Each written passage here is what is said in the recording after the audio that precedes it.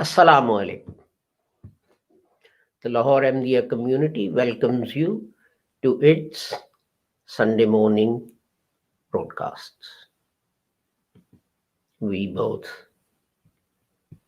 live stream these and also broadcast these on radio. So we have to do two things at the same time, which sometimes on video looks a little strange. Today's topic is a refutation. This is the refutation of a hadith, which is generally used to try and argue that the Holy Prophet said that the Messiah to come will be a prophet. But it is boldly said, why shouldn't we say that the Messiah to come is a prophet when the hadith, 4 times the hadith says, Nabiullah, Nabiullah. This is a hadith which is found in the collection of Muslim, and because it speaks of the Messiah descending on the minaret of a mosque in Damascus, it is called Dimishki Hadith or Hadith of Damascus or Damascus Hadith. So as I said, this is found in the collection of Imam Muslim. Now you see, the thing is this. The hadith itself speaks of not Hazrat Mirza Ghulam Ahmad, but it speaks of Masih ibn Maryam Nabiullah. So even if you accept this hadith to be correct,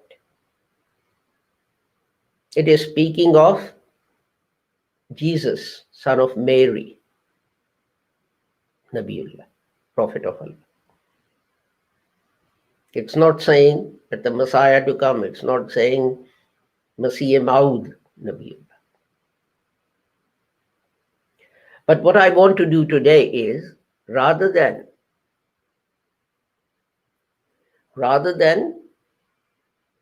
give my own opinions, go through what Hazrat Mirza Ghulam Ahmad Sahib wrote about this hadith.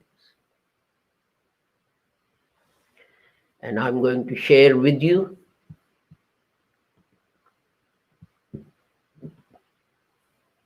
his book that we've been using the last couple of broadcasts. If you can read Urdu, you'll be able to see that this is called Azalai Oham, Part 1, and that is in Urdu characters, page 209. In the original edition, this would be page 220.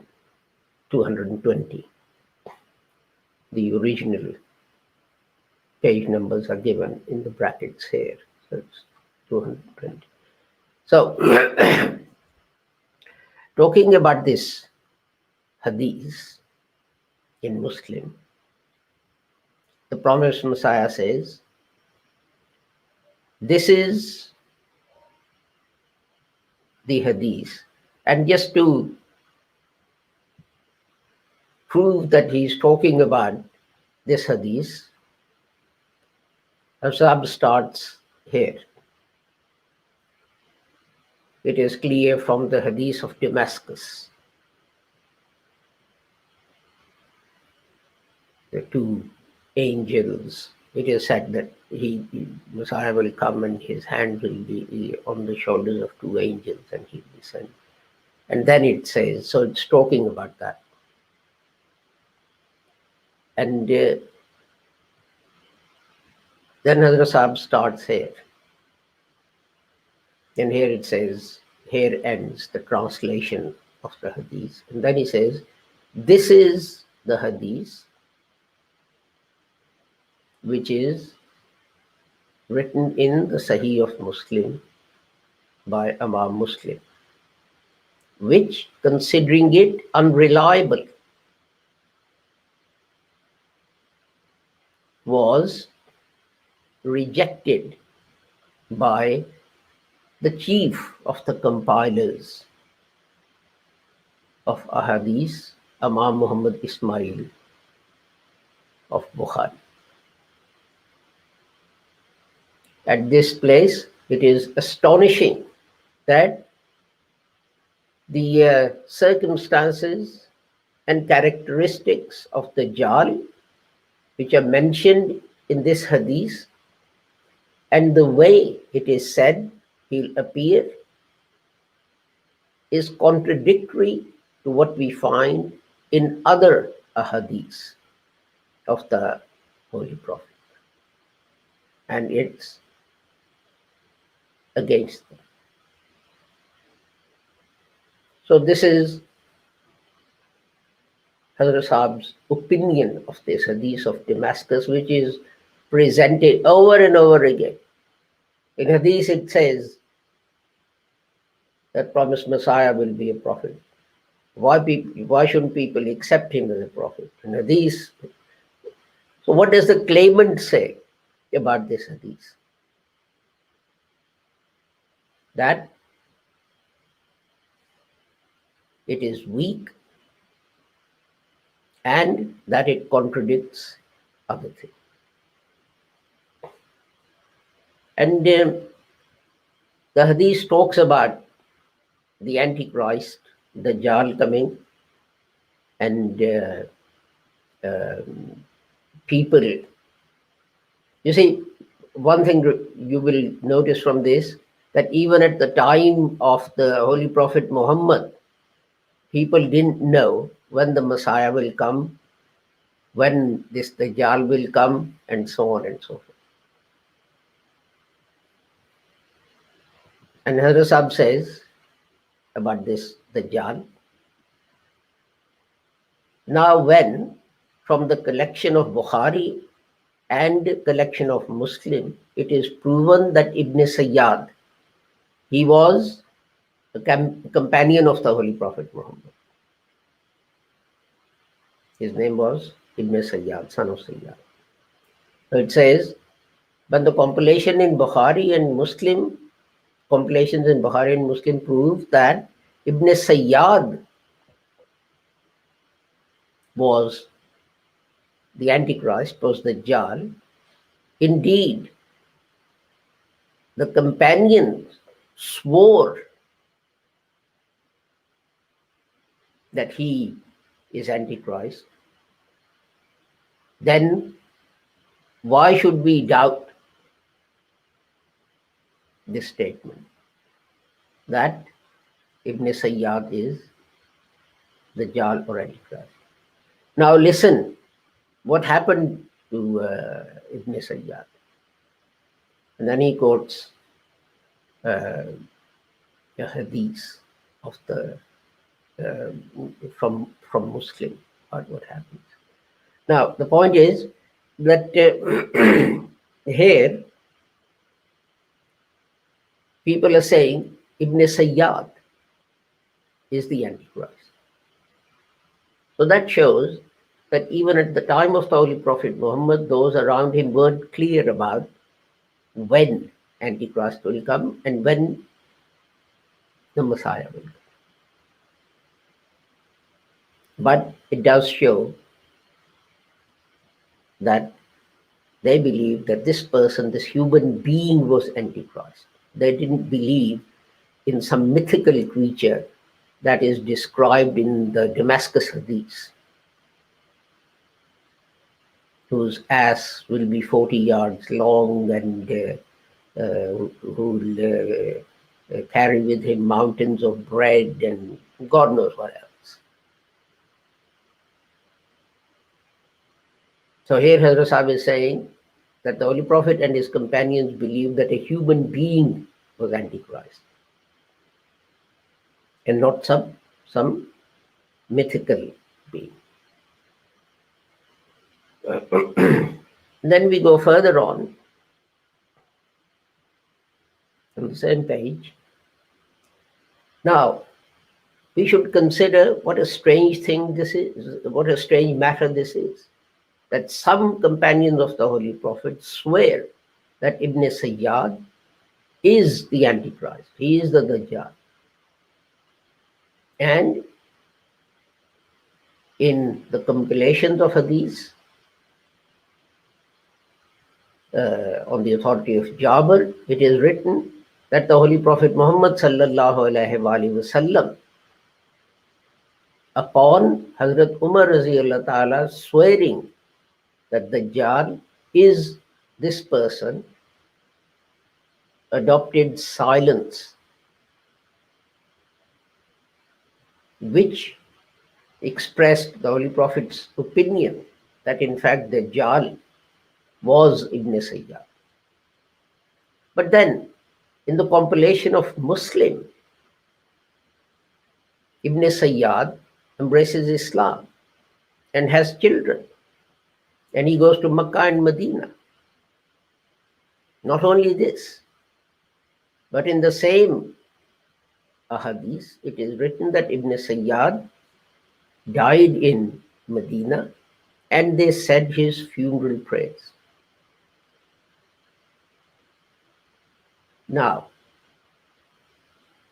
a just person looking through eyes of justice can see that the books which talk about Dajjal appearing in the last age and being killed by Jesus, the same books also say that Dajjal appeared at the time of the Holy Prophet Muhammad sallallahu alaihi wasallam, and he embraced Islam, etc. So Hazrat Sahib is saying this hadith is contradictory. And then he compares the narrators of the hadith. Because as you just heard, that Hazrat Umar believed that Ibn Sayyad was the Antichrist of Dajjal. And here is a more specific statement of that. It says this hadith is written in Bukhari and Muslim and Abu Dawud and Bahaki, that attributed to Nafi, that Hazrat Umar Razilullah Ta'ala used to swear that he had no doubt that Ibn Sayyad was the Antichrist, was the Dajjal. Now,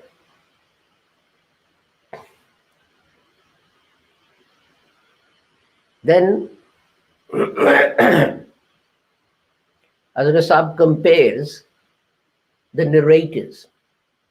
Narrator of one hadith is attributed through a chain to Hazrat Umar Radhiyallahu, the other to Nawaz, the other one being the hadith of Damascus, which says Isa ibn Maryam Nabiullah will come and Dajjal will have all these superhuman, almost divine qualities, and Jesus will kill him. So the narrator of that hadith is Nawaz. So Hazrat Sahib compares the two narrators. You know the station of Hazrat Umar, Allah be pleased with him, how high his station is amongst the companions. So, to the extent that sometimes the Quran would be revealed in support of his opinion. And there is this hadith which says the devil runs even from the shadow of Umar. And then there is another hadith. If there could be a prophet after me, it would have been Umar. And then a third hadith is this, that in the previous communities, there used to be people who received divine communication. If there is one such person in this community, that is Umar. Then consider and think, what comparison is there between the station of Nawas bin Samman with that of Umar? The understanding of the Quran and Hadith that was given to Hazrat Umar. Is there any comparison between that and Nawas's understanding? In addition, this hadith is written in both Bukhari and Muslim. This hadith about Ibn Sayyad being the Antichrist. But Nawas's hadith of Damascus,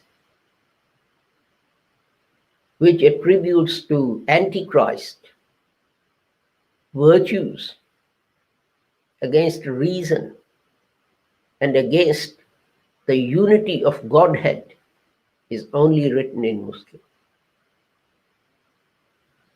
But in addition, Hazrat Umar Raziullah Ta'ala swears in front of the Holy Prophet that Ibn Sayyad is the Antichrist, and the Prophet of Allah Sallallahu Alaihi Wasallam did not rejecting it conclusively proves that certainly in the Holy Prophet's eyes and in the eyes of the companions of Holy Prophet, Dajjal was Ibn Sayyad, or Ibn Sayyad was Dajjal, and so on. So, and so here Hazrat Masih Maud is comparing, Hazrat Sahib has compared this hadith of Damascus from many aspects. And here it was, let's compare the people who narrated this hadith and see what they have to say. He says that the hadith of Damascus attributes qualities to Antichrist which make him divine. Says that reason cannot accept that he had these attributes. And then he says, but at the time of the Holy Prophet, his companions thought Ibn Sayyad was the Antichrist, and he compares the narrators of the hadith, one being Hazrat Umar, that Ibn Sayyad is the Antichrist, with the narrator of the hadith of Damascus. So he compares it with, he compares it from many different points of view. And then he says, now the summary of this discussion is this, that the Damascus hadith presented by Imam Muslim is contradicted by other hadiths in the collection of Muslim itself, and conclusively proves that the narrator Nawas was mistaken in relating what he says in this hadith. And it was the compiler Muslim's duty that he should remove the contradictions between different ahadith. But he doesn't even mention it. And then at the end, Sahib says that he concludes from this that Imam Muslim considered these to be metaphors and similes rather than actual things that will happen. But then there's another way we can look at this. If we go back to page 197, where Hazrat Sahib makes an interesting point on which I want to conclude.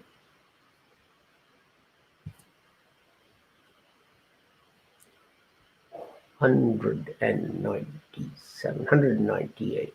There you go, 198, 197. In the original, it's on page 199 and 200. It starts here. I have only claimed that I bear a resemblance to the Messiah. And it is not my claim that the advent of people who bears a resemblance to the Messiah ends with me. As far as I'm concerned, it is possible that at future times, people like me, 10,000 Masih, 10,000 people bearing resemblance to the Messiah may come. However, for this time, I am the Masih. I am the one bearing resemblance to the Messiah. And it's useless to continue to wait for someone else.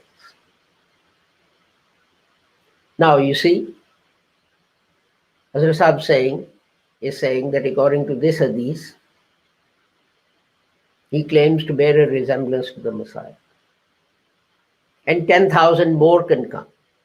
The question then arises, those 10,000, will they also say the hadith in Muslim by Nawaz says Nabiullah? So we are Nabiullah, and we'll have 10,000 prophets coming after the Holy Prophet Muhammad?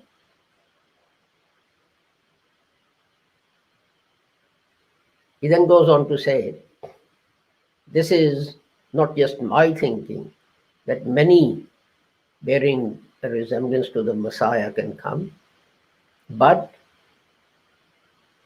the ahadith of the Prophet also have the same intention.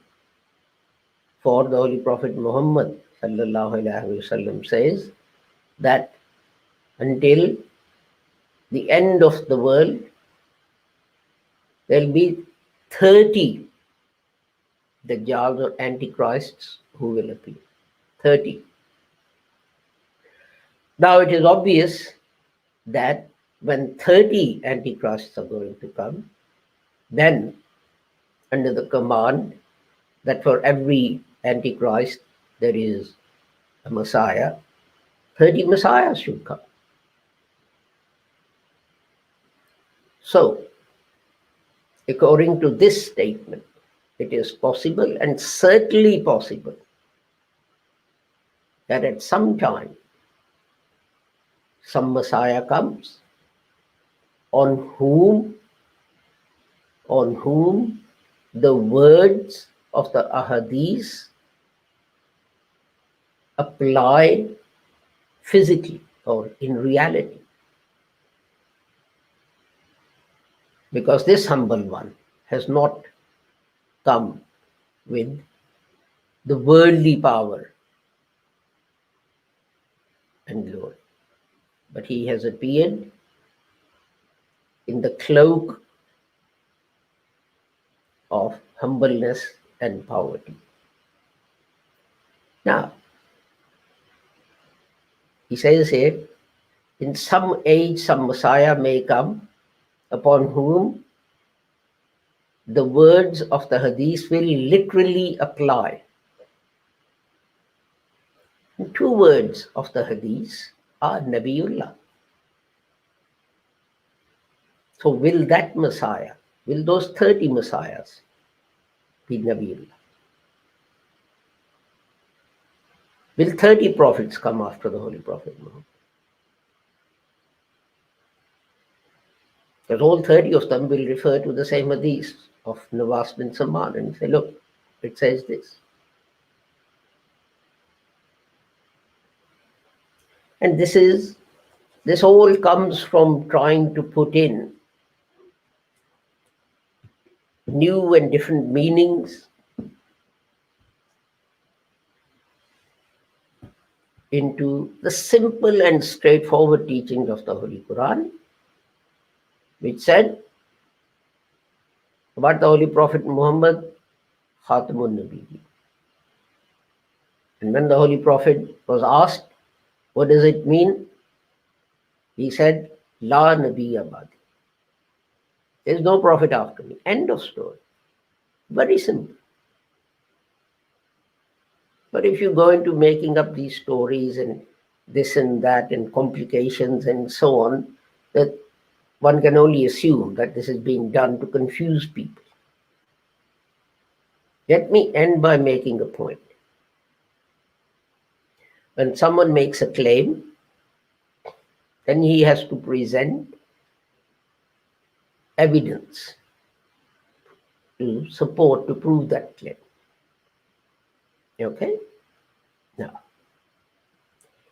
the claim is by some people that Hazrat Mirza Ghulam Ahmad Sahib, because he claimed to be the promised Messiah, was actually a prophet, because the hadith of Damascus uses the phrase Nabiullah for the Messiah.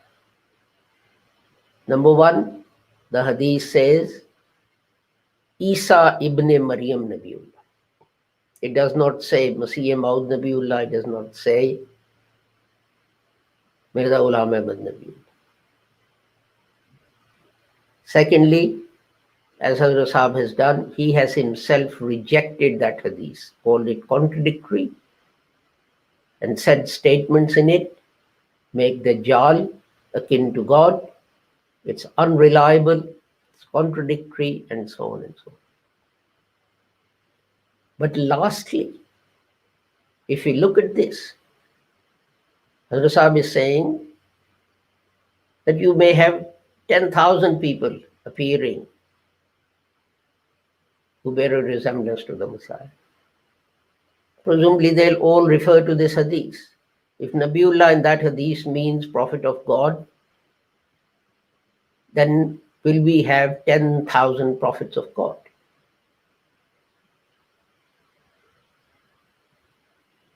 Of course not. But the question that puzzles me is, how can people present this hadith and say Hazrat Mirza Ghulam Ahmad claimed to be a prophet when he himself rejected the hadith?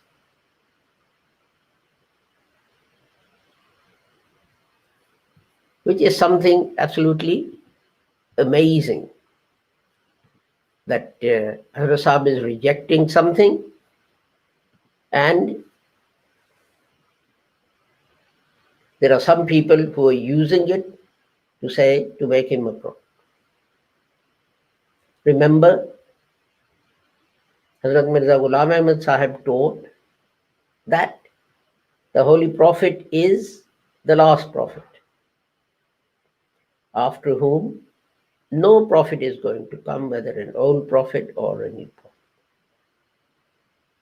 Number two, Hazrat Sahib's claim, which was inscribed on his tombstone immediately after his death, said Mirza Ghulam Ahmad, landlord of Qadian, Mujaddad of the 14th century, the promised Messiah and Mahdi. No mention was made of prophethood. The text was drafted by Hazrat Maulana Nuruddin, and it remained there for many years after Hazrat Sahib passed. Hazrat Sahib also taught that the Holy Quran is complete. Nothing has been left out of it. Some people say Ayat Rajam is missing. Some people say Surah Walayat is missing. Hazrat Sahib believed and we believed. There's nothing missing from the Holy Quran.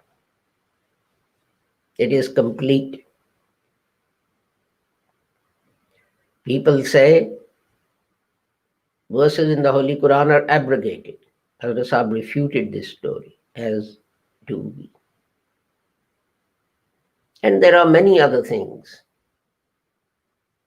where Hazrat Sahib corrected the thinking, the beliefs of Muslims. He didn't reform Islam. He reformed Muslim beliefs and Muslim thinking. Our next broadcast is tomorrow at 7:30 p.m. UK time, when we will discuss a verse of the Holy Quran together and see what message there is in it for us. With the prayer that whoever you are and wherever you are, may Allah keeps the whole of humanity safe and sound and free from harm. Assalamu alaikum. Khuda Hafiz. Goodbye.